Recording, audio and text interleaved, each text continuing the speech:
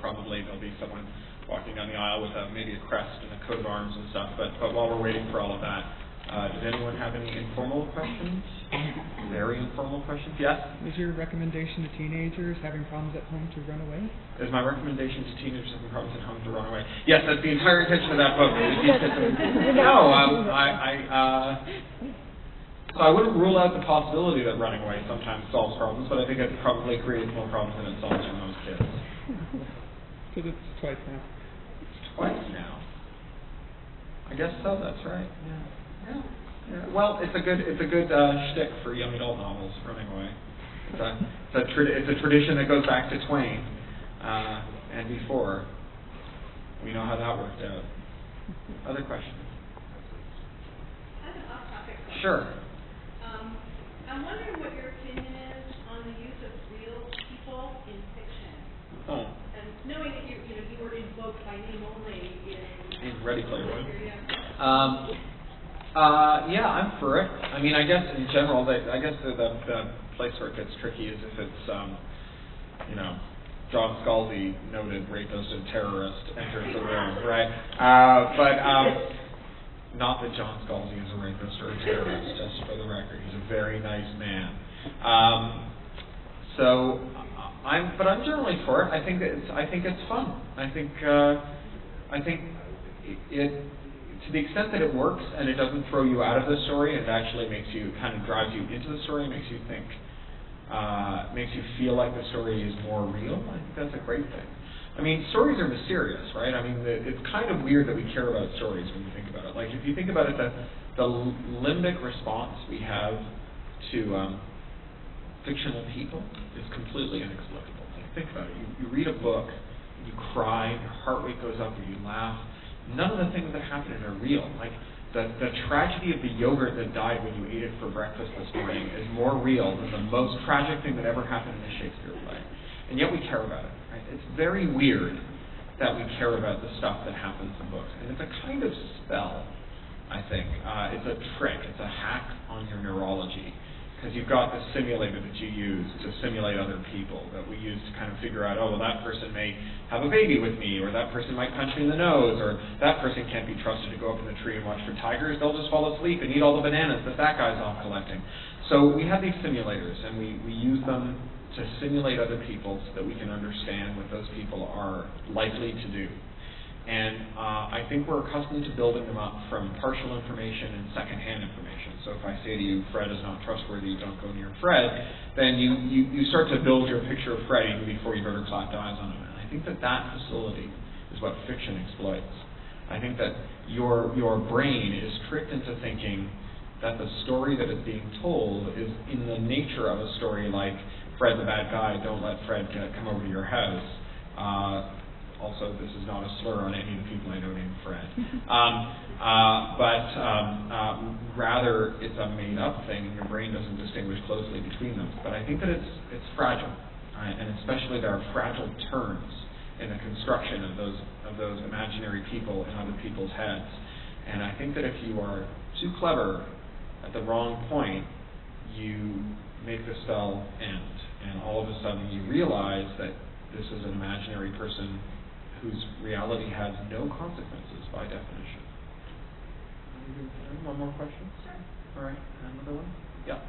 What draws you to writing young adult novels as opposed to adult novels? Yeah, what draws me to writing young adult instead of adult novels? Well, I write both.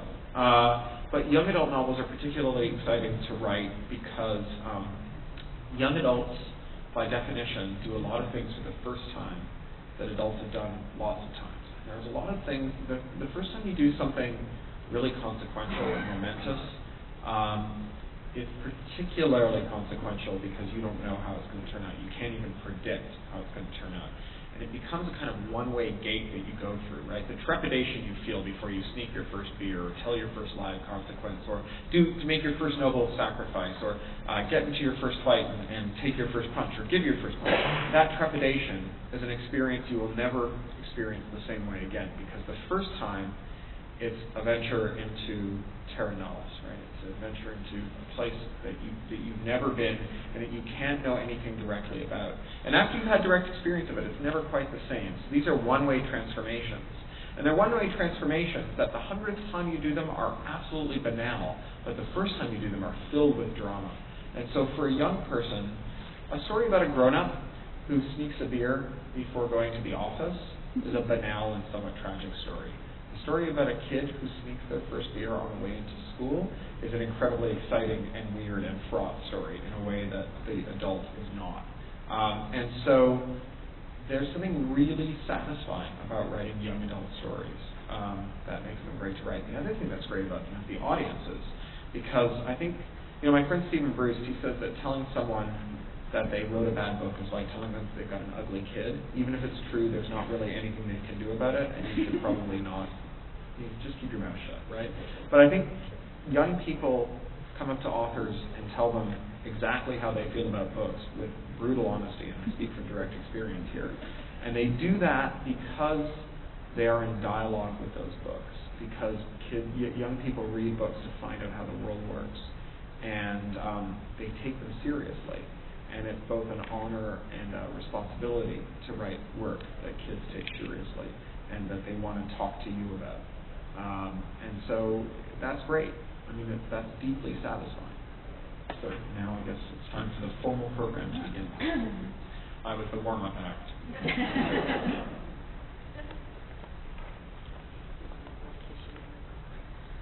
Good evening. Welcome. Thank you so much for coming. My name is Melissa Stoker. I'm the Reader Services Librarian at the Deerfield Public Library, and I'm very excited to be here tonight to introduce Cory Doctorow, who is the talented author of our 2012 One Book, One Zip Code selection.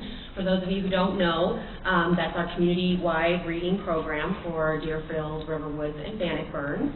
And before we get started, I'd like to take this opportunity to thank the members of the One Book, One Zip Code Committee. It's represented by members from the library, Districts 113 and 109, the villages of Deerfield, Riverwoods, and Bannockburn, the Deerfield Fine Arts Commission, Deerfield Grand Times, and the Deerfield Parents Network.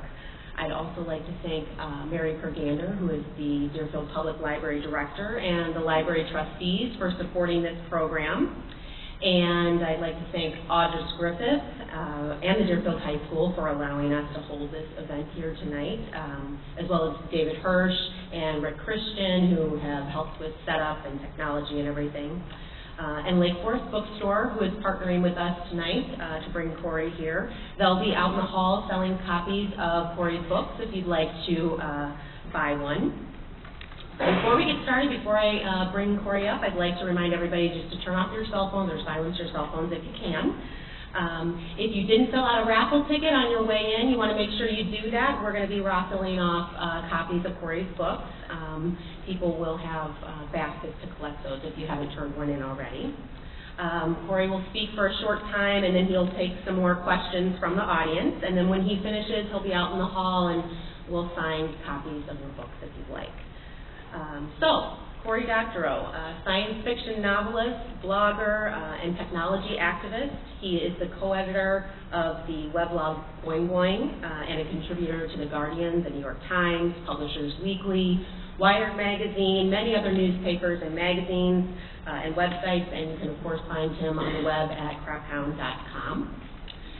His novels have been translated into dozens of languages and are published by Tor and simultaneously released under Creative Commons licenses that encourage their reuse and sharing on the internet. Down and Out in the Magic Kingdom was his first novel, published in 2003, and was nominated for a Nebula Award and won the Locust Award for Best First Novel. And of course, Little Brother was published in 2008. It was a New York Times bestseller and was nominated for the Hugo, Nebula, Sunburst, and Locust Awards. And it won the Ontario Library White Pine Award, the Prometheus Award, and the IndieNet Award for Best-Selling Young Adult Novel. And a sequel, if I'm correct, Homeland, will be coming out in 2013? February 2013, so I'm very excited about that. Last month, he released a new novel for adults called Rapture of the Nerds, and that was written with Charles Stross. And he just released his latest young adult novel, Pirate Cinema. So please help me welcome Cory Doctorow. So there's a technology adoption path. We talk a lot about technology adoption paths, like, first it's sort of 18 to 34-year-old men and children who go and they get the big screen TVs, and then it works its way through. But there's another technology adoption path I'd like to talk to you about, and it's the technology of oppression path and how it moves. So technology of oppression, like things that watch you all the time that you can't switch off, cameras that watch you all the time that you can't switch off. They usually start with prisoners and mental patients, and then they work their way to kids, and then they work their way to poor people, and then to people who work in corporate jobs, and then to the wider public. That's kind of the adoption path for oppression technologies. And to give you some examples of those, for many years, if you were a prisoner or if you were a mental patient, it was pretty normal to expect that you would have hidden cameras watching you all the time, or visible cameras watching you all the time, that you couldn't tell when you were on camera or not. This sort of realization of the old idea of the panopticon. And that was considered right, proper, and proportionate for many years.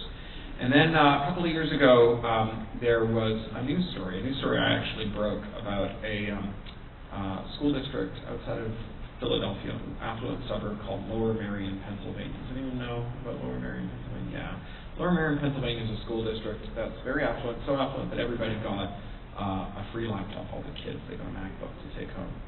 And they had to take the MacBook to school. They had to bring it home every night. They had to do all their homework with it. It was the only device they were allowed to connect to the school network.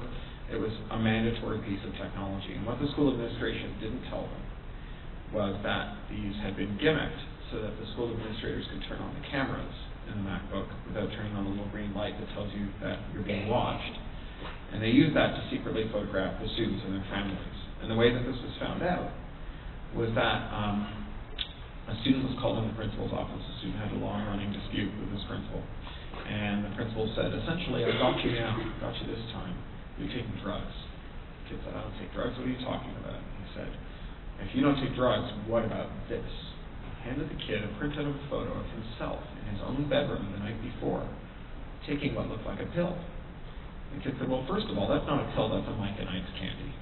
And second of all, how did you get a picture of me in my bedroom? Well, it turned out this principal had taken thousands of photos of this kid, awake and asleep, dressed and undressed, with and without his family, all without his knowledge, and not just this kid, but many of the kids. And when this happened, a lot of people went, my goodness, what an aberration. Surely this horrible thing will never happen again. So this month, the Federal Trade Commission settled with 7 rent-to-own companies and a software company also from Pennsylvania. Something about surveillance technology in Pennsylvania. I think it's because the panopticon came out of Quaker tradition, maybe. But another Pennsylvania software company settled with them. And rent-to-own companies for maybe younger people who haven't experienced them directly. They're companies that will rent you things that you can't afford to pay cash for up front, and after a long number of months, that becomes yours. But it's a very inefficient way to buy things. By the time you paid it off, you could have bought it 2, 3, 5, 10 times over. So in the long run, it's a very expensive way to buy things, and it's some of those poor and vulnerable people who use rent-to-own services by and large. So this company, they were renting to own laptops. These 7 companies were renting to own laptops. And they wanted to make sure that people who rented laptops didn't abscond with them without making payments. And so they wanted to put like a software LoJack in them so they could track them. And this software LoJack let them work the camera without turning on the light, let them work the microphone without any outward indicator, let them watch all the keystrokes, log all the passwords, log all the files on the hard drive, and capture the screen. And they use this facility to secretly video record the owners of these laptops having sex, to record their children in private moments, to record, intercept and harvest and examine their medical records, to intercept, harvest, and examine their banking records, and other private communications, including privileged communications from attorneys. Right? Now, the Federal Trade Commission, as you'd expect, came in and said, you must never do this again unless you put it in the fine print of your user agreement. The problem here is that you didn't tell people you were doing it. So in that 50-page booklet you give people full of stuff that says, by being stupid enough to do business with us, you give us permission to come over to your house and punch your grandmother and wear your underwear and make long distance calls and clean out your fridge. You also give us permission to secretly look your video camera. So there's the technology path. It goes from prisoners to kids to poor people. Where's it going to go next? Well, my prediction is the next one is corporate employees. I think it would be pretty reasonable to expect that companies are going to start putting that kind of spyware in. They already do this for keystrokes. They already do this for even secure internet connections. It's very common for enterprise IT to put what's called an intermediate certificate in your web browser that allows them to affect a man-in-the-middle attack even on your secure connections affected through your computer. So you think you're logged in securely to Facebook or Gmail or to your bank or to your doctor's private site where they send you your x-rays or your medical images or your reports, and it turns out that they can read all this stuff over your shoulder. And they say, well, how else are we going to stop you from leaking corporate secrets if we can't read all this traffic that you put on our network? The problem is that oftentimes these devices are not just the devices on your desk at the office. They're devices like the kids from Lower Merion School District that you are required to carry back and forth to work every day, that you're expected to use after hours, that you're expected to take on holidays with you. And even if you try to have a device you use for work and a device you use for personal things, everyone who's an anthropologist of how people use IT, everyone who actually studies how this works, will tell you that nobody, not even the IT department, can keep track of which devices which consistently.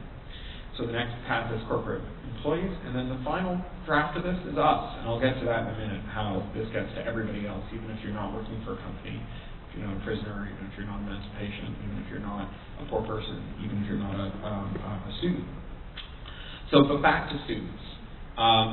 Prisoners, for a long time, have had ankle cuffs, so have mental patients that track them and track where they are and track them as they move through space. Latest round of this stuff, Texas public schools that require their students to wear radio beacons that track them as they move around the school.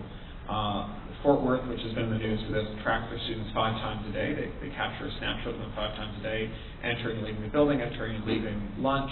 And I forget where the 5th one is. There's a 5th one that they track them on to, maybe the toilets or something.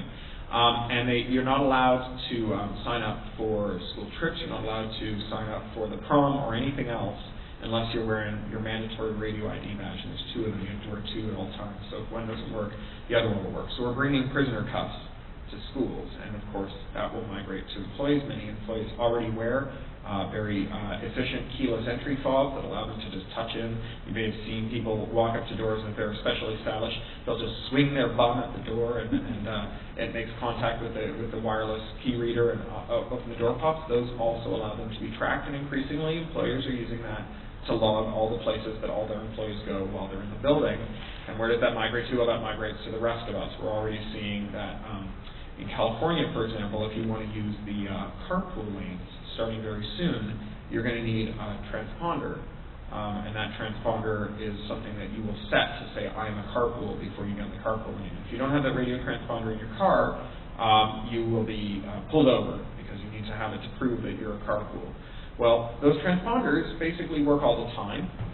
We already know that the California Highway Patrol has used other transponders, the ones used for toll booths, to keep track of people even when they're not at toll booths without their knowledge, just to keep track of all the places that all the people go all the time, just in case, because you never know. So we're moving, again, towards mandatory ID for individuals. Now, we live in a world made of computers. Everything we do today involves the internet. Everything we do tomorrow is going to require the internet. And that means that every problem that we have from now on is going to involve the internet, because everything we do will involve the internet. And every problem we have from now on will involve computers, because everything we do involves computers.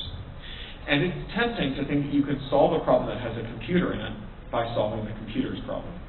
If there's a car that that's a self-driving car, like California's just licensed, and people have figured out how to drag race them, maybe you say, well, let's design cars so that the computer in them can't run the drag racing program. Or if there's a 3D printer that can output an AR-15 rifle or a solid-state meth lab, maybe you say, maybe what we need are 3D printers that can't run the programs that output these things that bother us, upset us, and cause great social harm. Or if there's a computer that's used to copy copyrighted music, maybe you say we need to design computers that are incapable of copying copyrighted music. And all of those things sound reasonable on their face, especially if you don't know much about computer science.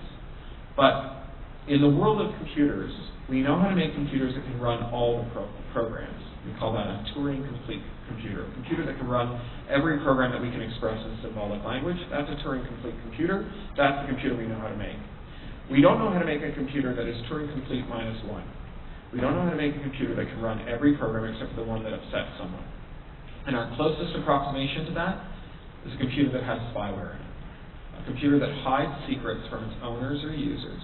A computer that allows other people to set policy on it, to tell it what to do, and that doesn't allow the user or owner to override what the computer thinks it should be doing. And it's the difference between a computer as a helpmeet and something that magnifies your personal power, and a computer that at the crucial moment says, sorry, I can't let you do that, Dave. So science fiction writers for a long time have been talking about what happens when technology is our master instead of our servant. Arguably one of the first science fiction novels, Mary Shelley's Frankenstein, is about this. And it's a lesson we really need to learn, because we don't know how to make a computer that allows only the good guys to take over the device and run programs on it. We just know how to make computers that allow other people, if they have the good guys' passwords, to log in and take control of the computers. And we've already seen in the real world what happens when you set up computers that allow the so-called good guys to access them, and how quickly that gets compromised. So, for example, in Germany, the government of Bavaria was caught illegally installing spyware on people's computers that they had some interest in. So they would take their computers, often when they were crossing a border, under the rubric of a border inspection, and secretly install spyware on them. And the spyware that was called the Bundestrojaner, the government Trojan, allowed the same kind of thing that you saw in Lower Merion, Pennsylvania, same thing you saw in the rent-to-own. They could look through your camera, listen through your microphone, read all your files, capture all your passwords, capture your screen. But in addition, the Bundestrojaner itself was not a very well-written piece of software. It was, in fact, very insecure. So once your computer's immune system had a bus driven through it by the government, anyone else who knew the right password could take control of your computer and do all those things to you. That is just part of a larger industry called the lawful interception industry. Lawful interception began in the mid-90s with something called CALEA. CALEA was a bill that said that anyone who builds a voice switch, something used to route voice phone calls, has to design it so that law enforcement can wiretap the phone calls being carried on the switch without having to physically go down to the phone company's central office and attach a piece of equipment, which is how they used to do it. It was very inefficient, very slow. And the theory was that once you redesigned all the switches to do this, that only law officers who had a warrant would ever use the service. Nobody would ever, because of course, if you go down to the phone company and say, I'm here to attach a tap to your switch, someone at the phone company might say, well, I'd like to see your warrant, please. And they said, well, we'll just make sure that anyone who uses the special computer that you use to log into your switches only will do that if they have a warrant. So one thing we know is that it was very widely used without a warrant. The other thing that we know is that it was very widely used by criminals. The Solaris box that AT&T used to run its lawful interception for its network in the 90s was compromised by lots and lots of different people, so many that we don't in fact know how many have compromised it. Because the difference between a switch that's designed to allow no one to break in and secretly monitor it, and one that's designed to allow someone to do it, is an enormous difference. It's like the difference between a lock that's designed only to let the person who has the key in, and a lock that's designed to only allow the person who has the key or the superintendent in. Because once you've got a master key that opens all the lock has an enormous vulnerability. That CALEA has actually infected all of the switches around the world, because anyone who makes a switch wants to make it capable of being used in the United States. And so all the switches everyone uses in the world, even in countries where they don't have a wiretapping law like this, already have this. So during the run-up to the 2008 Olympic bid in Greece, although Greece has no lawful interception law, their switches all had the lawful interception function on them. It had been switched off on all of their switches. Somebody turned it on. We don't know who, but that person listened in on the Prime Minister, government, and all of the highest ranking officials in the Greek government through this lawful interception switch. Lawful interception is now coming to software and to mobile devices. At the Wiretappers Ball, which is the big lawful interception trade show in DC this year, Jacob Applebaum, who incidentally wrote one of the afterwords to Homeland, the sequel to Little Brother, bought a ticket and attended. They're super spies, but they didn't notice that a guy who works for WikiLeaks had bought a ticket to their conference and was walking around collecting product information. And he published it in the British newspaper, The Independent, and they showed that governments around the world are buying tools that allow them to infect PCs and phones remotely. So, for example, there was a thing that you would give it the email address of someone that you were looking for. You'd install it on the, you'd install a box on the switching center of some ISP that was maybe your national ISP or the ISP you knew that your target was looking for, and it would wait until that person's computer, until the iTunes on that person's computer phoned home to Apple and said, is there an update for me to iTunes, which iTunes does every couple of days. So is there an update? And when it did, it would send them a fake update. And when you installed it, it would do exactly the same thing to your computer that the Bundestrojaner did. Mic, camera, hard drive, screen, keyboard. Right? And that was just one example. They had versions for iOS, for the iPhone, for the iPad, for Android, and so on. And so here we go. We go from prisoners to kids to poor people to corporate employees to everyone. We start redesigning our technology so that it stops being a helpmeet and starts being a spy, a snitch, a traitor. Your phone has become a tracking device that lets you make the occasional phone call. So, Little Brother is a book about what happens when we demand that our technology be usable for us as a tool of liberation, and we reject those uses that are used for oppression. And that's something we can do. We have it in our power. I don't want the message you take away from tonight's talk to be, when in trouble or in doubt, run in circles, scream and shout.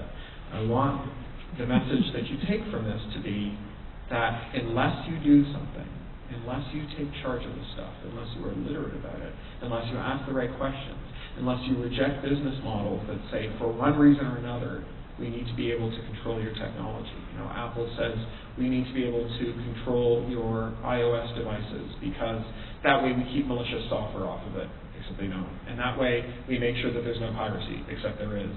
What they really managed to do is make sure that everybody who sells software in the App Store gives Apple 30%, because it's impossible. If I have an iPad and you write some iPad software and you want to sell it to me, it's impossible and illegal for you to do that unless Apple puts it in the App Store and then sells it to me. And you can't sell it to me direct, and they want to collect that 30%. It's very lucrative. It's made them one of the most valuable companies in the history of the world. If you heard that they're the most valuable, that's wrong. It wasn't inflation adjusted, but they are among the most valuable companies in the world, and they want that there for reasons that have nothing to do with government snooping or whatnot. But as soon as you design that into the device, as soon as you make that device a little bit pregnant, sure as anything, something bad is going to start gestating in it. And I've written the sequel to Little Brother, which is called Homeland. It makes this point much more explicitly. As you heard, the afterwards of Little Brother was written by Jacob Applebaum, who's quite an activist on this. And Little Brother and Homeland treats very directly with these issues and talks very directly about how to mitigate them in your own life. I hope that, having read Little Brother, and I hope that if you read Homeland, and my other books like Pirate Cinema that deal with similar issues, that you will fit the thoughts that it gives rise to some deeds, that you will take some action to address some of these risks that we all face thanks to technology. Organizations like the Electronic Frontier Foundation, the American Civil Liberties Union fight on these issues every day, as does the Free Software Foundation. They all need your support. Free and open operating systems like the GNU Linux operating system are easy, fast, reliable, and are designed by people who only want them to work for you. So the Ubuntu version of Linux that I use, UBUNTU, you download it, you put it on a USB stick, you stick it in your computer, you install the operating system with one click, and you have an operating system that does all the things that your current operating system does, except spy on you. So I hope that you will take this message to heart. I hope that you'll start thinking more actively about your technology, and that you will help all of us who care about this stuff in the century that comes ensure that technology is something that helps us and magnifies the power that we have to look out for our own interests and to look out for each other's interests, and takes away the power of creeps and spies and authority figures and control freaks to spy on us and put us in digital shackles. So thank you very much.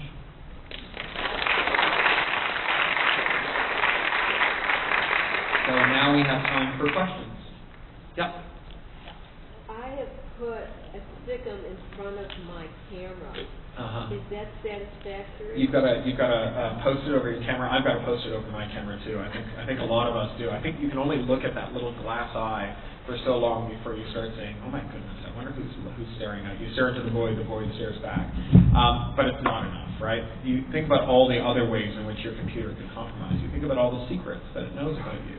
Think about its microphone. Think about the passwords. Think about your personal communications. And all of those other things. I think it's very important that beyond putting a stickum over your camera, that you start thinking about the operating system and the companies behind it, and whether their interests are aligned with your interests. Can you give us the operating system again? Ubuntu. The operating system is called Ubuntu. U-B-U-N-T-U. It's a Swahili word that means together. And Ubuntu is designed for use in the developing world, particularly in Africa, and it's designed to be used by people who don't have access to tech support. So it's designed to be used by people who are neither super technologically literate nor have access to some support center, Genius Bar that can sort them out. Yeah. Can you relate to the book and why? Can I relate to Little Brother and why? Sure, although, I was never nearly so cool as Marcus, but I certainly spent my adolescence both exuberant about and terrified by the power of technology, and I certainly feel that when I look at Marcus's life. And I certainly geeked out on the ways that we could use technology, and fun and exciting things that you do just for the sake of doing fun and exciting things.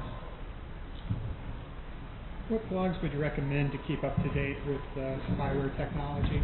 What blogs would I recommend? I'll just repeat the questions if you don't get to them in the mic in time. That's okay. I mean, if anyone wants to come out and get the mic, you can too. But I can repeat questions too for the camera and for everyone else. So what blogs would I recommend to keep up to date on this? I like Schneier on security. It's very good. Bruce Schneier's blog, he wrote the afterword to Little Brother. I like the Electronic Frontier Foundation's blog, Deep Links. I think that Ars Technica does a really good job on this, so does Tector. And Brian Krebs, K-R-E-B-S, is a very good security writer, particularly if you want to know about what the Russian mafia is doing with carding, stealing credit cards, and ATM skimmers. He's pretty awesome at the ATM skimmers. Basically, if you read Brian Krebs' blog for a month, you will never use an ATM again. Yeah. How do you know if you're being spied on? How do you know if you're being spied on? I don't know. I think that's the thing that's freaky about being spied on. And in fact, when you look at the Panopticon, Jeremy Bentham's idea for the perfect prison, I mentioned that Quakers were behind Panopticons, and that was a bit of a joke, but it's true. Jeremy Bentham, this Quaker, said that the way we could rehabilitate people was to put them in a prison where they never knew if they were being watched. And so you design a prison so that the guards could look into all of the cells and to see every corner of every cell, but the people in the cells would never know if a guard was looking in. And as a result, everyone would behave very well all the time. What you actually find when you do that to people is they go insane. But the horror of the Panopticon is that you never do know if you're being watched, unless I think you have some sense that your technology is under your control. I don't think it's enough to say, well, who would ever want to spy on me? As we saw with the Lower Merion School District, as we saw with the rent-to-own companies, and as we've seen with general spyware that's infected lots of computers, sometimes you're spied on because some very powerful entity, a criminal syndicate, a government, a police force wants to spy on you. But those techniques that they use to spy start off as sophisticated, what are called advanced persistent threats that you need to be a super genius hacker to implement, and their destiny is to become a one-line script that a monkey can run. And eventually, what ends up happening is that some kid gets it and says, find 1 million IP addresses, and find among those 1 million IP addresses one of them that's vulnerable to this, please, and take over those computers and let me see what I can find. And so it's not enough to assume that you're not a person of interest. I think you need to actually take active steps. You need to run operating systems and technology that keep you private. Further questions? Yes? Can you speak about kids today who are learning how to read on tablets and iPads and are going to grow up with these in their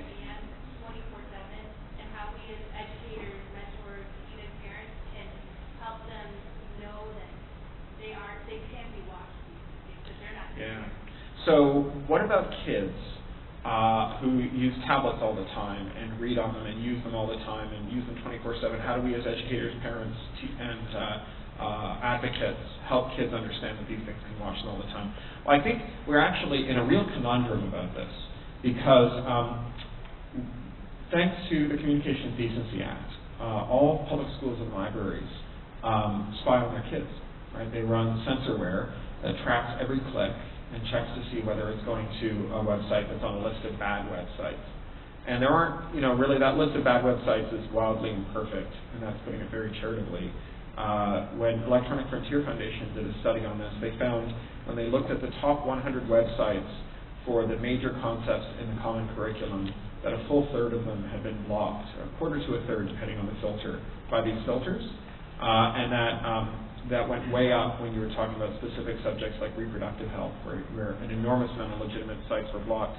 And what's more, there are lots of illegitimate sites that aren't blocked. I mean, there just aren't enough crews in all the world to sit in the basement and look at websites and figure out which ones kids shouldn't look at. So, as a result, kids see bad things and miss good things. But that's just the first order effect of this. The major impact of this is it means that we can't teach kids to keep themselves private on the internet. We tell them to keep themselves private. We say, oh, if you give your information to Facebook, some creep will have it. It's totally true, right? Facebook is run by a little fink in a hoodie who effected a man-in-the-middle attack on human civilization. And we shouldn't give them our data. But if you sit there and wag your fingers at kids and say, you must not give your data to strangers on the internet, and you must do everything you can to protect your privacy, except when I'm spying on you, in which case you must treat your privacy as though it were valueless, and if you do anything to stop me from seeing what you're doing on the internet, I will bust you, kick you out of school, and ground you, then kids never learn to the practical steps that they need to take care of their privacy. And moreover, I don't think they learn emotionally what it means to take care of their privacy. I think if you tell a kid, don't smoke, it's bad, with a cigarette in your mouth, that they see that the actions speak louder than the words. And if you tell kids your privacy is important while you're violating it, they get the message. So in my ideal world, curriculum at schools, starting maybe in the 5th grade, would be about figuring out who's watching you on your computer, figuring out how to stop them from watching you, figure out how to encrypt your communications, figure out how to use secure proxies, figure out how to bust out of censor walls, figure out how to do all those things that if we actually taught kids how to do, we'd have a CDA nightmare. Because that's the only way we're going to equip them with both the intuition and the life skills necessary to go on to be private in the world. And parents can do a little of it at home, especially if you don't opt into the crazy, creepy spyware technology, which you shouldn't, because those companies are awful. Those companies make most of their money in repressive regimes in the Middle East, and then they repackage their software for helicopter parents. And that's just nuts. I mean, one of them was actually not only doing that, but harvesting chat conversations from kids and selling them to marketing companies. And it was in the fine print, right? So we will keep your kids safe, and we'll also spy on all the things that they say to their friends and sell the information to marketing companies. So you shouldn't, because that software is creepy, and your kids will figure out how to break it anyway, and then they won't tell you, and you won't be able to help them keep them safe, and they'll do things like grab random proxies on the internet and use them and hand all of their information to some stranger from God knows where doing God knows what with it, and more and more. So you really need to be a partner of theirs in this venture and not an adversary of theirs in this venture.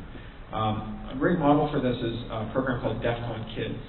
And DEF CON is the big hacker conference in Las Vegas. It's the oldest hacker conference going. It's about 20,000 people. It's pretty amazing. And DEF CON Kids is a program run there for 9 to 16-year-olds. And it was keynoted this year by the head of the NSA. My daughter, I was there giving another keynote at DEF CON. My daughter, who's 4.5, came with me. She attended a lockpicking workshop there. Moxie Marlinspike, who's a very legendary hacker, explained how attacks on near-field communications, the thing where you just touch your phone to another phone to transfer data works, and how to keep safe there. More and more. I mean, there's just a ton of this great stuff. It was all about teaching kids how the security works because they love it, because it's cool to understand how this stuff works, and then showing them how to make it work for them, how to keep themselves secure, how to think well about security. Any questions? In the back. One of those, you want to install that in your own personal computer? Yeah, I do. I use Ubuntu. I've used nothing but Ubuntu since 2006. And it works great. I use a ThinkPad. I just download it to a stick, plug it into my computer, click once to install it, and then what's great about it is all the software for it is also free and open.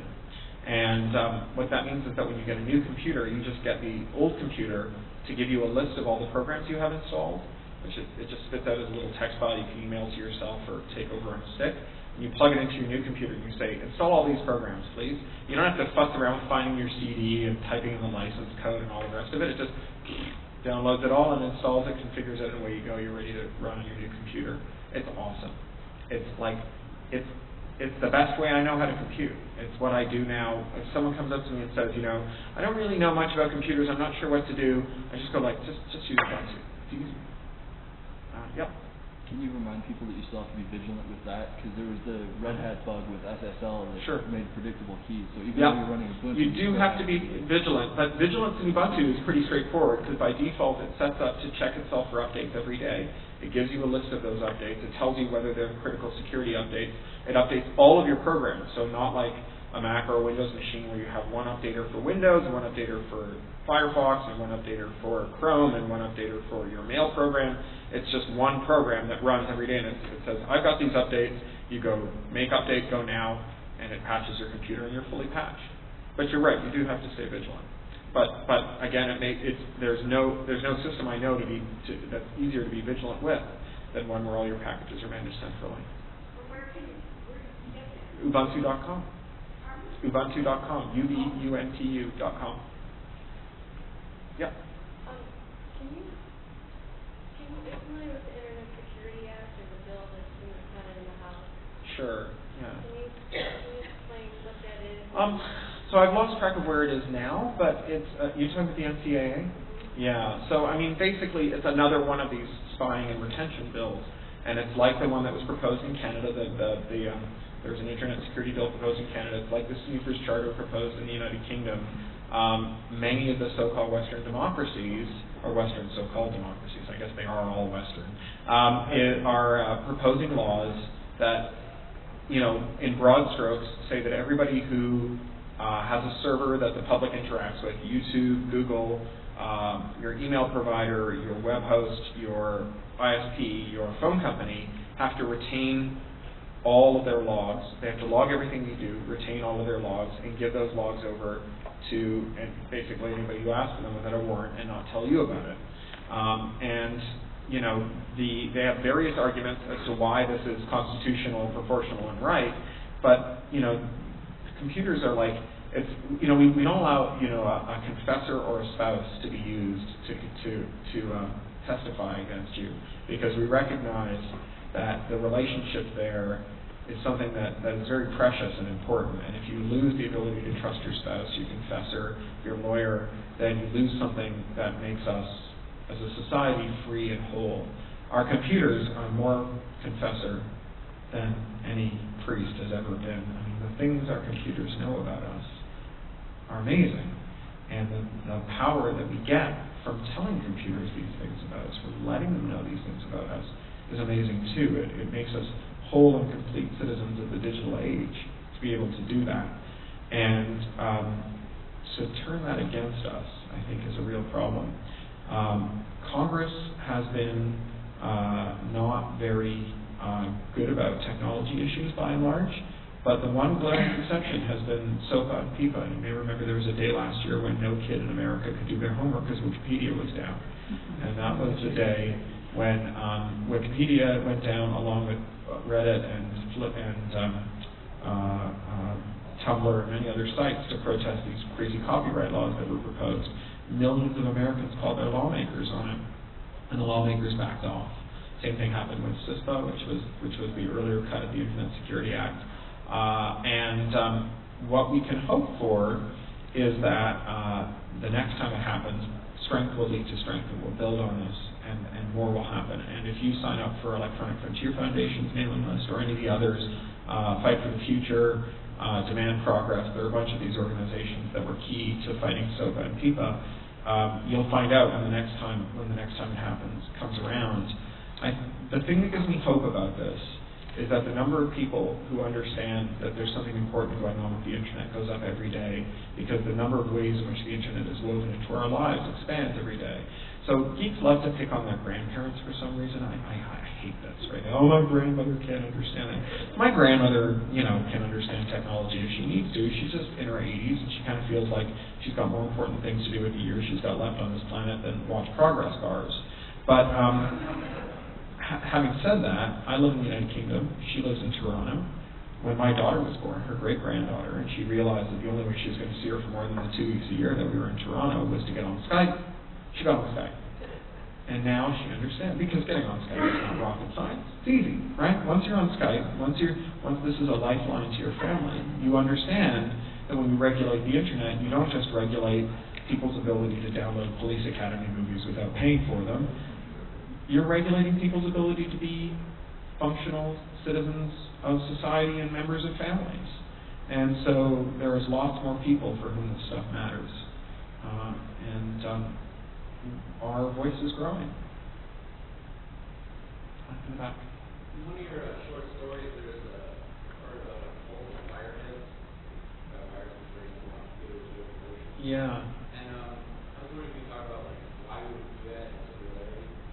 Sure. So there's a story I wrote called The Great Big Beautiful Tomorrow. It's a story in 3 acts, and in the second act, there's people who put wires in their heads that let them feel each other's emotions. And when I talk a little about the idea of technological singularity. So singularity, for those of you who don't know, is this idea that's started in science fiction, and it's kind of spread to kind of utopian Silicon Valley types who either believe that it will happen or hope that it will happen or are trying to make it happen. And the idea of singularity is that we will eventually merge our intelligence with those of computers. Maybe we'll be able to upload our personality to computers, and that when we do, we can go really fast. We can go as fast as computers. Our speed will double every couple of years. We can run multiple copies of ourselves. We can back ourselves up.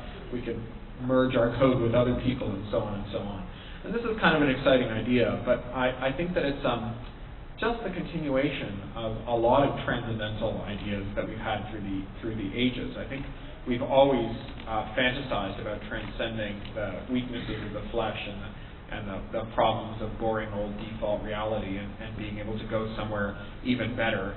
I think that before the Enlightenment, you had this idea of Laxarianism. That was the idea that the world was getting worse and worse, that since we had left the Garden of Eden, with every year that passed, humanity's lot would get worse until we reached a point where it could get none more worse.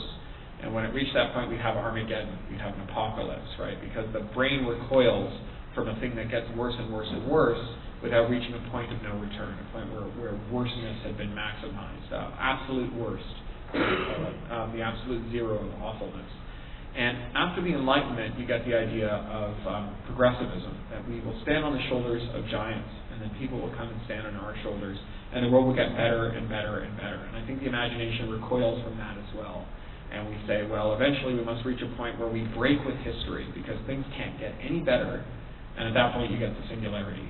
And I think that you can understand why a world that gets worse would make intuitive sense to your average Bronze Age prophet, bearded and wandering in the desert, because by the time you reach the ripe old age of 35 and all your teeth have fallen out, you clearly remember that back in the old days things were much better. After all, back then tastes were tastier and sights were more vivid, and the people of your preferred gender were more preferential, and certainly the children were more polite. When you live in the progressive era, and technology is changing very quickly, and when you come up as a young, bright technocrat who got to laugh at everyone else for being roadkill on the information superhighway because they couldn't work their modems, and then you turn around one day and you realize that you can't figure out what's going on with technology, it's natural to assume that the reason you can't is because technology is no longer comprehensible, and not because you're getting old. And so it's nice to kind of externalize that and say, oh, we must be heading for a break with history, because if I can't understand this technology, surely technology has crossed the threshold beyond which humans can understand it. Yep. I have a kind of a two-part question. First, if you could talk a little bit about the Creative Commons and what that is and why you use it.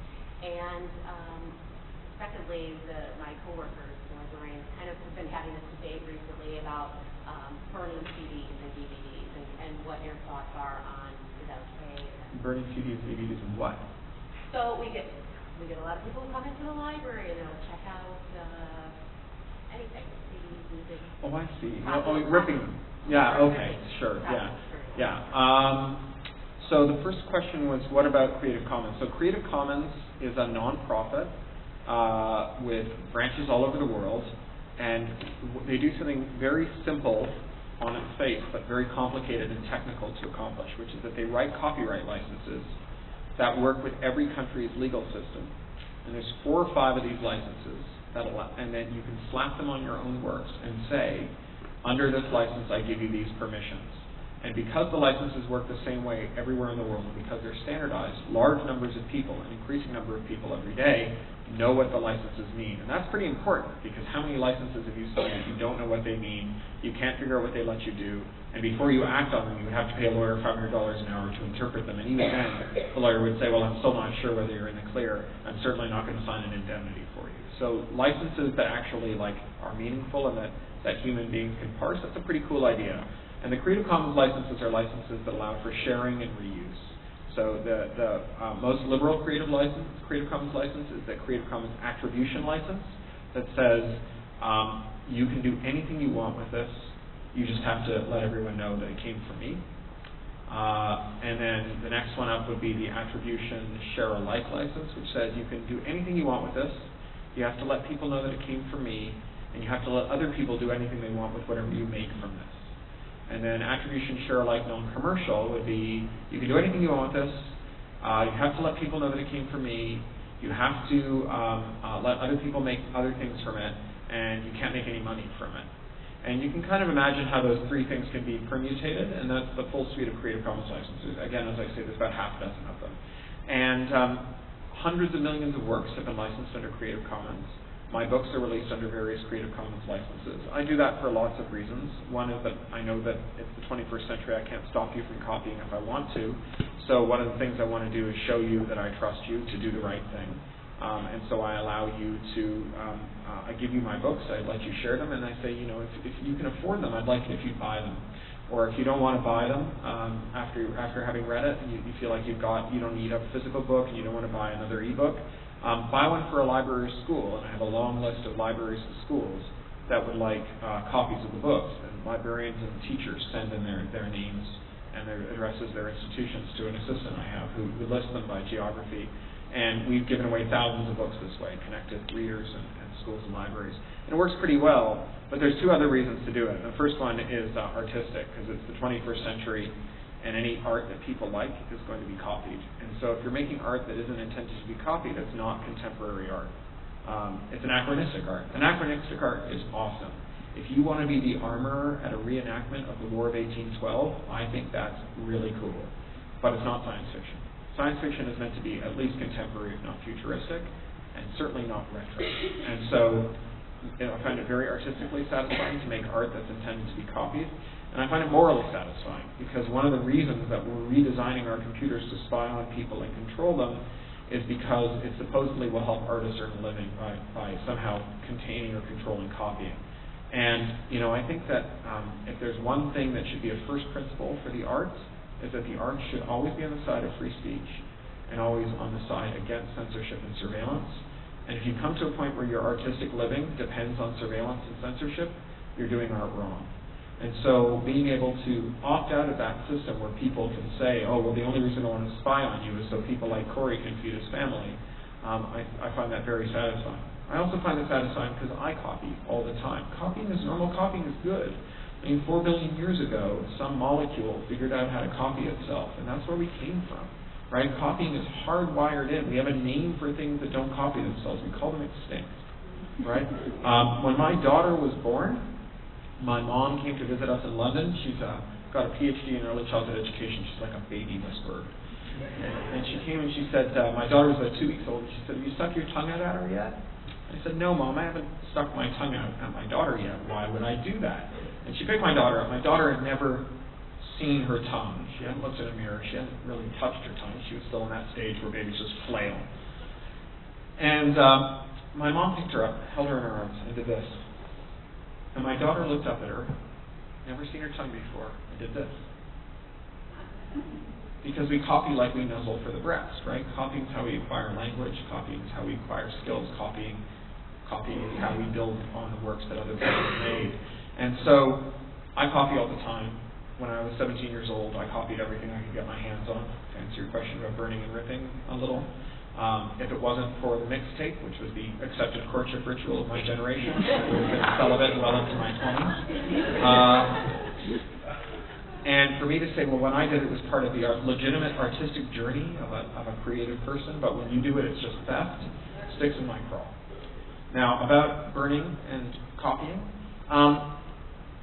I think that the answer to this is not to shake your finger at people and tell them that copying music and DVDs they bring home from the library is wrong.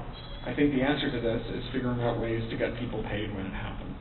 And so historically, whenever we've reached a point where we couldn't control the dissemination of a work, we've instituted some kind of blanket license to pay for it. So, for example, when the first radio play came along, people who made records called it a form of theft. And said, you should know that people who made records got their start by ripping off the people who wrote sheet music. Right? John Philip Sousa hated records. He called them the infernal talking machine. He went to Congress and he said, if these infernal talking machines are allowed to go on, we will not have a voice box left in America. We will lose our voice boxes as we lost our tails when we came down out of the trees. Many points to John Philip Sousa for being an early advocate of the still controversial theory of natural selection, but he kind of missed the main event. So when the record people started to, when the radio people started to take the record people said, when we took the compositions from the sheet music people, that was progress. What these guys are doing, that's piracy. What did Congress do? They instituted a blanket license. So today, if a DJ drops the needle on a record, he doesn't call up the artist manager and say, I'm about to play, Inagata Devita. Is this going to cost me 25 cents, 15 cents? Will you take 25? He just plays the record, plays it wherever he's gotten it. Pirate record, doesn't matter. iTunes, doesn't matter. Doesn't matter if it started as vinyl, doesn't matter if you got it at the library. You play any song you want on the radio. Money is collected from the radio stations. The songs that are played are sampled using statistical sampling methods. The money is paid out to artists. Right? That's how we do cable TV. Cable operators are allowed to take any broadcast and put it on cable. It's how we do live performance. Every karaoke bar, every mall, every restaurant that plays live music, they all buy blanket licenses that allow them to do this. So the only people who can't are people who are involved in this kind of digital copying.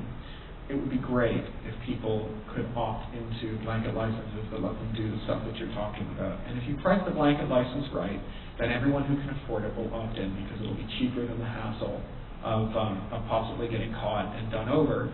And the people who can't afford it would never have paid you anyway. And at the end of the day, are you more interested in making sure that everybody who's in a position to pay you pays you, or making sure that everybody who listens to music pays you?